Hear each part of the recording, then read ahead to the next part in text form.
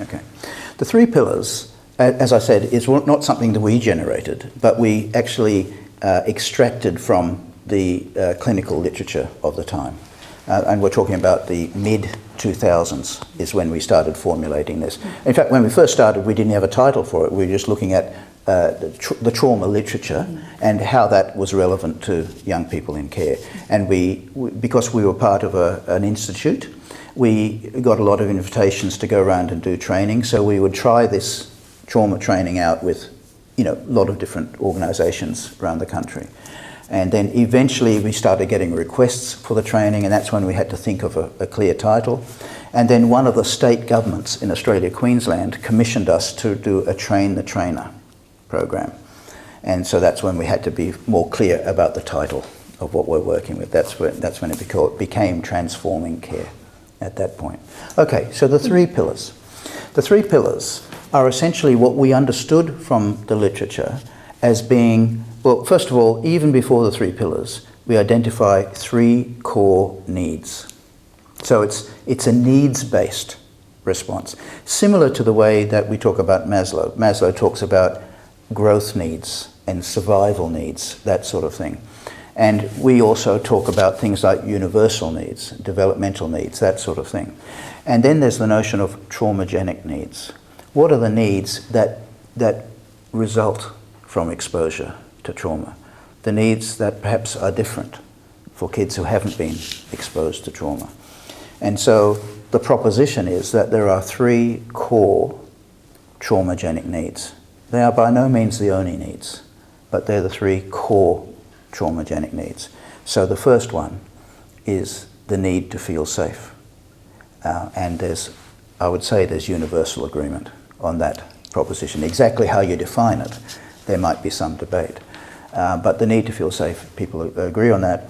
And when you think of it, it is a traumagenic need, because your average person in the community from a good enough family background doesn't have traumagenic needs because they haven't experienced the trauma, but they have normal developmental needs, they have the universal needs. So the traumagenic need of safety is the primary and the core need. But there are two others that seem to be very prominent in all the people that have experienced mainly complex trauma we're talking about, but complex forms of trauma. And so the second one is the need to be able to reconnect or connect for healthy growth. And we're talking there about connecting with the community, with the normal activities in the community, things like being part of a religious organisation perhaps, a sporting organisation, school teams, these sort of activities that are normal activities, because trauma tends to disconnect people from normal activities.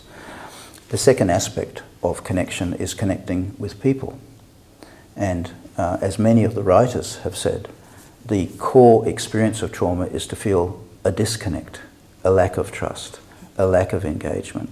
And so we see that as one of the things we need to focus on. How can we reconnect or help people reconnect and also re-establish trust in trustworthy adults? Okay, that's so the second pillar is all about, well, how do we do that without necessarily being formally trained therapists? The third pillar is about coping. And the third need has to do with all the impacts of trauma. The impacts to do with internal stress. Some of these can be seen quite clearly listed in the criteria for PTSD. Things like impulses, nightmares, visceral sensations, unpleasant sensations, mood changes, depression, arousal, hyperactivity, hyperarousal, these sort of things. And they involve cognitive stress, they involve emotional stress, they involve visceral stress. The person that's experienced these needs to be able to cope with those, and cope with them in an adaptive way, in a way that's going to lead to growth, not lead to more problems.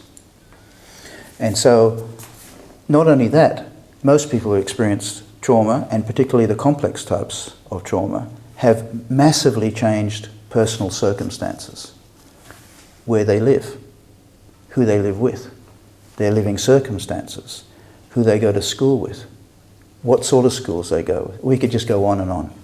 Their external circumstances have been massively changed, and their internal circumstances have been changed.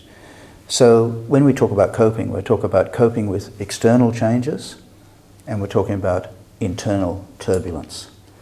So the third need is for those people affected to develop adaptive coping strategies to cope with that. And our response is to assist them to find adaptive coping strategies.